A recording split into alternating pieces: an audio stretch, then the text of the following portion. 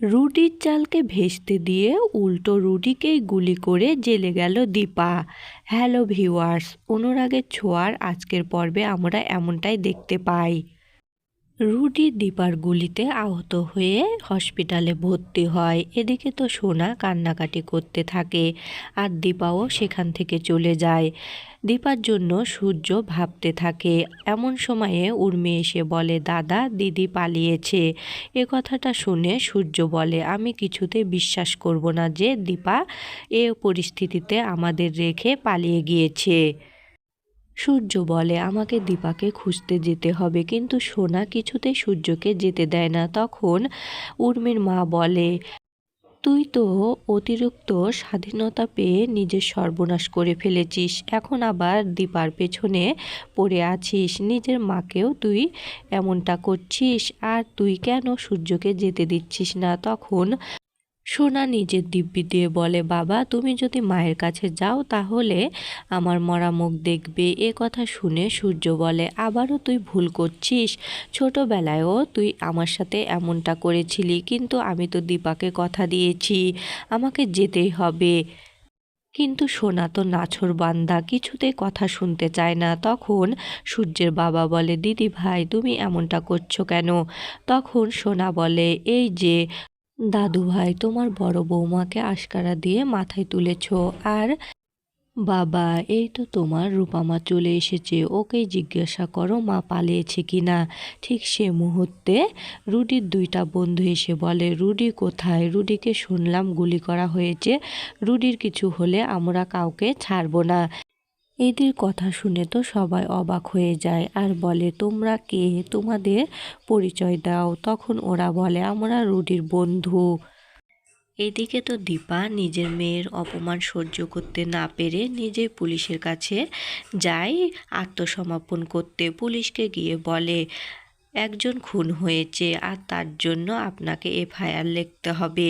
Police বলে, কে খুন হয়েছে এবং তার নামটা কি আপনি জানেন? তখন দীপা বলে, আমি নিজে আমার জামাইকে খুন করেছি। এ কথা শুনে তো পুলিশ একদম অবাক হয়ে যায় আর বলে, আপনি তো ঠিক আছেন? পুলিশ ভাবে মনে হয় দীপার মাথা খারাপ হয়ে গিয়েছে, কিন্তু দীপা সবটা ডিটেলসে বলে।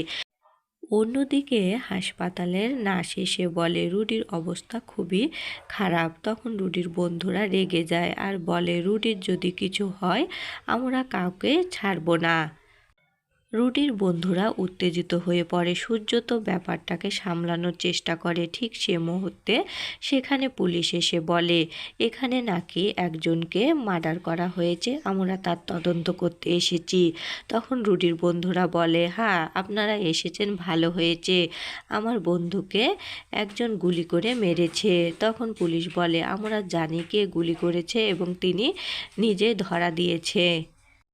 পুলিশের মুখে এমন কথা শুনে তো সবাই অবাক হয়ে যায়। উর্মি ভাবে, আমি দিদির নামে কি সব ভাবছিলাম, আর দিদি নিজেই পুলিশের কাছে আত্মসমর্পণ করলো।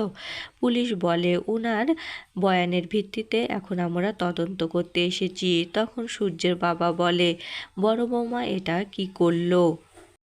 রুডির বন্ধুরা পুলিশকে বলে, রুডিকে ওর শ্বশুরবাড়ি থেকেই গুলি করেছে। আর সোনাও তো তার মায়ের নামে বয়ান দিতে থাকে। সূর্য বিষয়টাকে চাপা দেওয়ার চেষ্টা করে। এদিকে তো রুডি সম্পূর্ণ সুস্থ হয়ে গিয়েছে। রুডির বন্ধুরা রুডির কাছে গেলে রুডি বলে, ওই মহিলা এতটা ডেসপারেট আমি জানতাম না, আমি ভাবছিলাম উনি আমাকে ভয় দেখাচ্ছে, কিন্তু উনি যে আমাকে গুলি করবে এটা আমি ভাবতেও পারিনি। নিজের মেয়েকে এতটা ভালোবাসে, আমাকে আরও শক্ত করে প্ল্যান করতে হবে। এদিকে দীপা তো জেলের ভিতরে গিয়ে ভাবতে থাকে, সোনা যেন কোনো ভুল কাজ না করে এবং সোনা যেন সবটা বুঝতে পারে। অন্যদিকে সূর্য পুলিশকে বলে, আমার দীপা কখনোই এমন কাজ করতে পারে না, আপনারা বিষয়টা অন্যদিকে নিয়ে যাচ্ছেন, আমি দীপার কাছে যাব।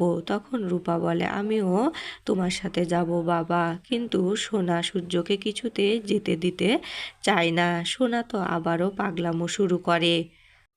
তখন সূর্য সোনাকে বলে, কয়দিনের পরিচয় তোর রুডির সাথে, তাই তুই রুডিকে এতটাই ভালোবেসে ফেলেছিস যে নিজের মায়ের কথাও ভাবছিস না। তোর মা তোকে কতটা ভালোবাসে।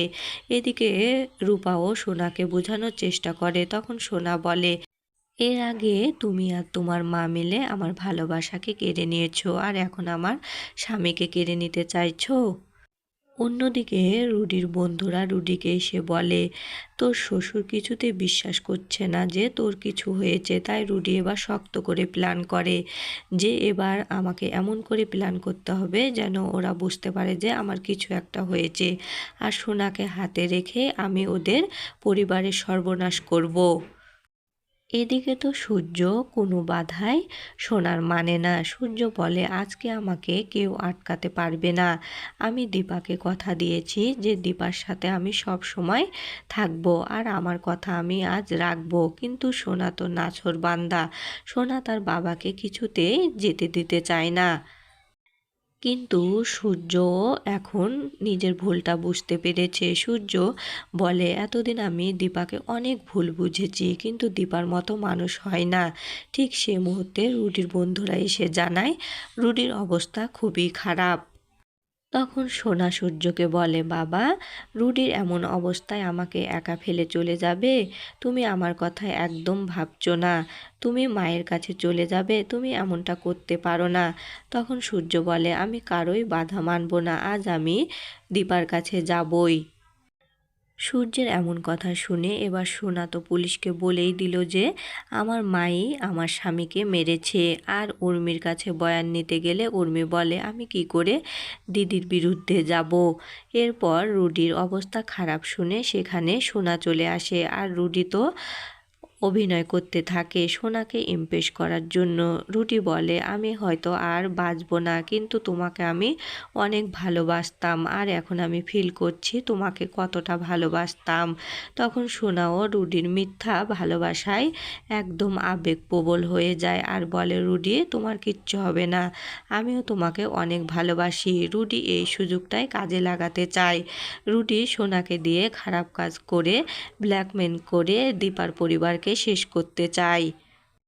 এদিকে তো দীপা জেলে বসে শুধুই প্রার্থনা করতে থাকে কি করে তার পরিবার এবং সোনার ভালো হয়। ঠিক সে মুহূর্তে সূর্য সেখানে চলে এসে পুলিশকে বলে, আমার স্ত্রী কিছু করেনি, আমার স্ত্রীকে আপনারা ছেড়ে দিন।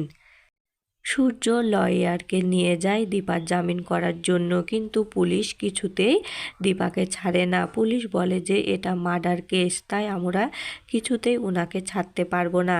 তো বন্ধুরা, দীপা কি সত্যি সত্যি জেলে থাকবে, নাকি সাক্ষ্য প্রমাণ জোগাড় করে রুডির মুখোশ খুলে দিবে?